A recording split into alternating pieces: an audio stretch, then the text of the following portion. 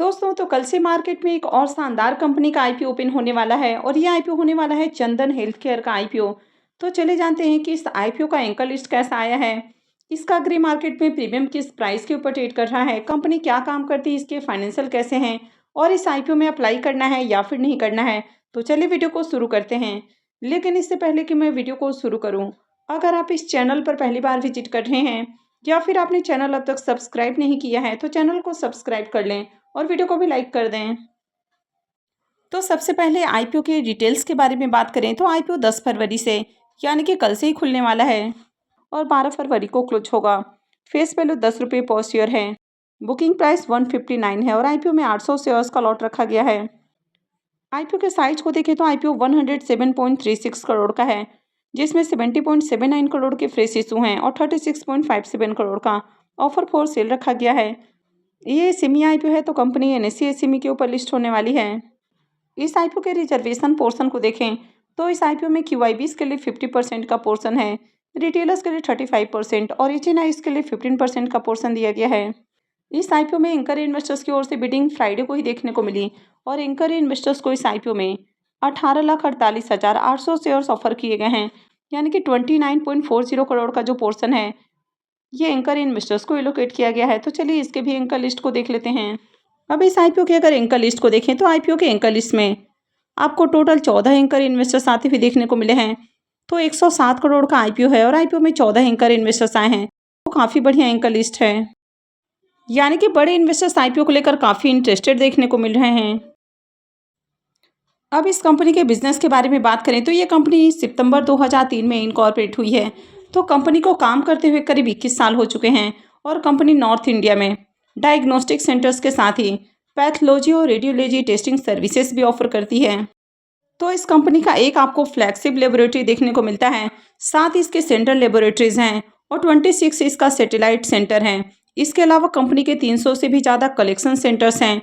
तो कंपनी उत्तर प्रदेश के 23 सिटीज़ और उत्तराखंड के 19 से भी ज़्यादा सिटीज़ के अंदर अपना बिजनेस कर रही है। तो बेसिकली कंपनी नॉर्थ इंडिया में ही अपना बिजनेस कर रही है। इस कंपनी के टेस्ट मेनू में 1496 से भी ज़्यादा टेस्ट आपको देखने को मिल जाता है, यानी कि उससे भी ज़्यादा कंपनी टेस्ट ऑफर करती है और इसमें आपको डिफरेंट तरह के स्पेशलाइज्ड टेस्ट भी देखने को मिल जाता है, जिसमें 481 रूटीन पैथोलॉजी टेस्ट है। इसके अलावा 1015 यहाँ पर स्पेशलाइज्ड टेस्ट आपको देखने को मिल जाता है। इसके अलावा इसमें 545 तरह के रेडियोलॉजी टेस्ट हैं, जिसमें आपको एक्सरे, अल्ट्रासोनोग्राफी, सीटी, एमआरआई और स्पेशलाइज्ड सीटी स्कैन देखने को मिल जाता है। तो रेडियोलॉजी में कंपनी 11 तरह के सीटी स्कैन्स और 4 तरह के एमआरआई मशीन टेस्ट करती है। 31 दिसंबर 2024 तक इस कंपनी के अगर एम्प्लॉयज़ को देखें तो 15 रेडियोलॉजिस्ट हैं, 23 पैथोलॉजिस्ट हैं कंपनी के पास और 161 से भी ज़्यादा क्वालिफाइड प्रोफेशनल्स हैं। तो कंपनी के अगर ओवरऑल बिजनेस को देखें तो बढ़िया बिजनेस है। अब इसके फाइनेंशियल को देखें तो फाइनेंशियल 22, 23, 24 3 सालों का कंप्लीट फाइनेंशियल है और फाइनेंशियल 25 के 3 क्वार्टर यानी कि 9 मंथ के फाइनेंशियल हैं। तो सबसे पहले कंपनी के एसेट को देखें तो फाइनेंशियल 22 में कंपनी का एसेट जहां 81 करोड़ है, 23 में बढ़ के 97 करोड़, 24 में 128 करोड़ और फाइनेंशियल 25 के 3 क्वार्टर में 170 करोड़ का एसेट बेस हो चुका है। रेवेन्यू को देखें तो फाइनेंशियल 22 के अंदर कंपनी का रेवेन्यू 119 करोड़ है, 23 में बढ़ के ये 137 करोड़ और 24 में 177 करोड़ हो चुका है और फाइनेंशियल 25 के 3 क्वार्टर में देखें तो 168 करोड़ के अराउंड कंपनी का रेवेन्यू देखने को मिला है, यानी कि ईयर ऑन ईयर देखें तो कंपनी का एसेट और रेवेन्यू ये दोनों ही इंक्रीज हुआ है। प्रॉफिट को देखें तो फाइनेंशियल 22 के अंदर कंपनी लॉस में देखने को मिली है, तो कंपनी 1 करोड़ के लॉस में है, लेकिन 23 के अंदर कंपनी का जो प्रॉफिट है वो 3 करोड़ का है। 24 के अंदर देखें तो कंपनी का जो प्रॉफिट है इसमें शानदार जंप देखने को मिली है और 16 करोड़ से ज़्यादा का कंपनी ने प्रॉफिट जनरेट किया है। फाइनेंशियल 25 के 3 क्वार्टर में देखें तो 17 करोड़ से ज़्यादा का प्रॉफिट है, तो ईयर ऑन ईयर प्रॉफिट में भी अच्छी जंप देखने को मिली है। कंपनी के नेटवर्थ को देखें तो कंपनी का नेटवर्थ भी बढ़ा है, लेकिन यहाँ पर फाइनेंशियल 25 के जो नेटवर्थ है ये मेंशन नहीं किए गए हैं। और कंपनी के अगर रिजर्व को देखें तो कंपनी का रिजर्व भी लगातार इंक्रीज हुआ है। अभी कंपनी के पास 34 करोड़ का रिजर्व है, लेकिन कंपनी के ऊपर अगर कर्ज को देखें तो कंपनी के ऊपर कर्ज ज़्यादा है और कंपनी का जो कर्ज है ये भी लगातार आपको बढ़ते हुए देखने को मिला है। कंपनी के पास 51 से 52 करोड़ के अराउंड कर्ज है और इसका जो डेट टू इक्विटी रेशियो है ये 1.02 का है, यानी कि हेवी डेट है कंपनी के ऊपर। और कंपनी आईपीओ से जो फंड रेज करने वाली है तो उससे कर्ज का भुगतान नहीं करने वाली है, तो ये जो डेट है ये आगे भी कंटिन्यू रहने वाला है। तो कंपनी के अगर ओवरऑल फाइनेंशियल को देखें तो ठीक ठाक फाइनेंशियल है, बहुत अट्रैक्टिव फाइनेंशियल नहीं है। तो कंपनी आईपीओ से जो फंड रेज करने वाली है तो कुछ पैसा इसको अपने कर्ज के भुगतान के ऊपर भी खर्च करना चाहिए था, लेकिन कंपनी पैसा कैपेक्स के ऊपर खर्च करने वाली है, यानी कि बिजनेस के ग्रोथ में लगाने वाली है। तो ये भी बढ़िया बात है। हालांकि यहाँ पर एक ही नेगेटिव पॉइंट है कि कंपनी के ऊपर डेट आपको थोड़ा ज़्यादा देखने को मिल रहा है। कंपनी के बारे में बात करें तो कंपनी की जो वैल्यूएशंस है वो 388 करोड़ देखने को मिल रही है। इसकी आरओई को देखें तो 47.50 का है, तो आरओई काफ़ी अट्रैक्टिव है। आरओसी भी 35.20 का है, तो ये भी शानदार है। डेट टू इक्विटी रेशियो 1.02 का है, तो कंपनी के ऊपर डेट आपको हेवी देखने को मिल रहा है। रिटर्न ऑन नेटवर्थ को देखें तो ये भी 39.54 का है, तो ये भी अच्छा है। पैट मार्जिन को देखें तो पैट मार्जिन भी ओके है, ये 9.26 का है। अब इस कंपनी के अगर पी मल्टीपल को देखें तो ये 19.44 का है। फीचर डायग्नोस्टिक का पी मल्टीपल 87.75 का, डॉक्टर लाल पैथ लैब का 62.34 का और मेट्रोपोलिस का पी मल्टीपल 72.18 का है। तो अगर इसके लिस्टेड पेयर से कंपेयर करें तो कंपनी आपको सस्ते प्राइस के ऊपर आती हुई देखने को मिल रही है, यानी कि प्राइस वाइज देखें तो ज़्यादा ओवर वैल्यूड नहीं है। हालांकि अगर इसके ईपीएस को भी चेक करें तो बाकी की जो कंपनियां हैं उससे इसका ईपीएस भी कम है, यानी कि प्राइस बहुत ज़्यादा सस्ता भी नहीं रखा गया है।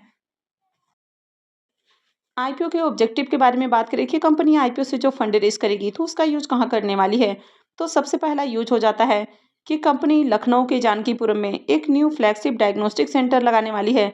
तो इसके लिए कंपनी 32.80 करोड़ रुपए खर्च करने वाली है। सेकंड हो जाता है कि company new central reference laboratories Ayodhya में लगाने वाली है, तो इसके लिए कंपनी 7.10 करोड़ रुपए खर्च करने वाली है। और एक और जो न्यू सेंट्रल रेफरेंस लेबोरेटरीज है ये कंपनी आसियाना लखनऊ में लगाने वाली है, तो इसके लिए भी कंपनी 7.10 करोड़ रुपए खर्च करने वाली है। और जो रेस्ट पोर्शन है वो जनरल कॉर्पोरेट पर्पस के रूप में खर्च किया जाएगा।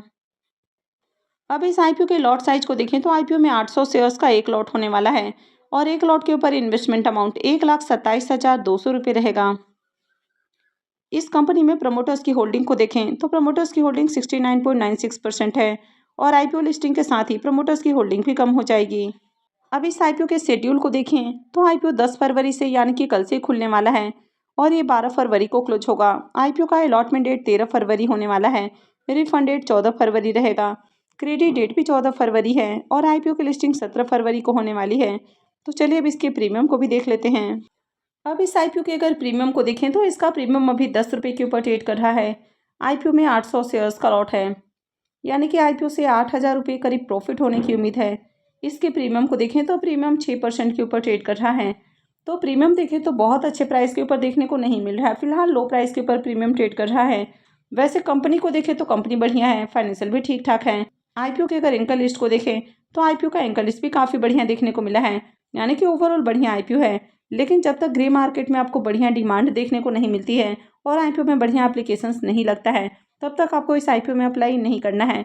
तो आईपीओ तो कल से ही खुल रहा है, लेकिन कल आपको इसमें अप्लाई नहीं करना है। अगर कल आईपीओ में बढ़िया डिमांड आती है, प्रीमियम में भी थोड़ा और जंप देखने को मिलता है, तो उसके बाद इस आईपीओ में अप्लाई किया जा सकता है।